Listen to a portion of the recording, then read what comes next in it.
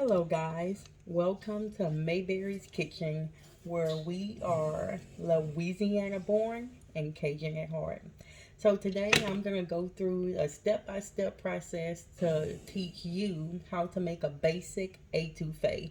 Now, what is etouffee? Simply put, etouffee is a seafood or meat simmered in a red gravy or sauce over pasta or rice. It is originated in the great state of Louisiana. So, the first step in making an etouffee, of course, is to make the roux. That's spelled R-O-U-X. Okay? And what you're going to need is a pot like so,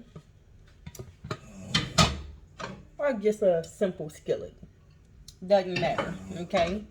And you can use the ingredients or veggies of your choice, such as onion. Most people commonly use a white onion or a yellow onion. I like to use red onion. I don't use any other type of onion. Red onion has a very bold flavor to it, okay? I use green bell pepper for everything. I do not use any other pepper, but traditionally green bell pepper, okay?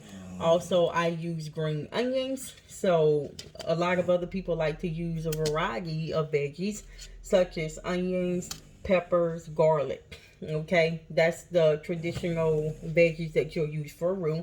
And what you'll want to have is like a wooden spoon, such as this one, or a whisk.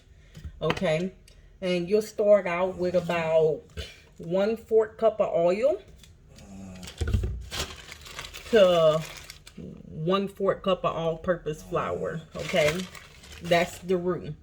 And what you'll do is you'll have your pot or your skillet, and you want to oftenly stir the flour and the oil until it is lump free and combined. Okay, it's gonna this will take about 10 minutes or so, oftenly stirring, and you want this to be a medium brown color and to the consistency of peanut butter.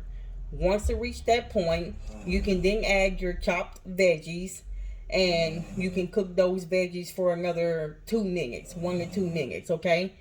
After you're done sauteing your veggies inside your finished roux, that's where you'll add your liquid. Now your liquid, you'll need about 1 pint of liquid, and that is a liquid of your choice. I usually use a seafood stock if I'm using a seafood. If I'm using a beef meat, I use beef stock. And if I'm using chicken, I obviously use chicken stock. Okay? So a liquid of your choice, whether that be a stock or water, add it to the roux. Okay? The roux, like I said, should be a medium brown color. And because we don't have a finished dish today, I'm going to show you a jar base roux that I use. See? A Cajun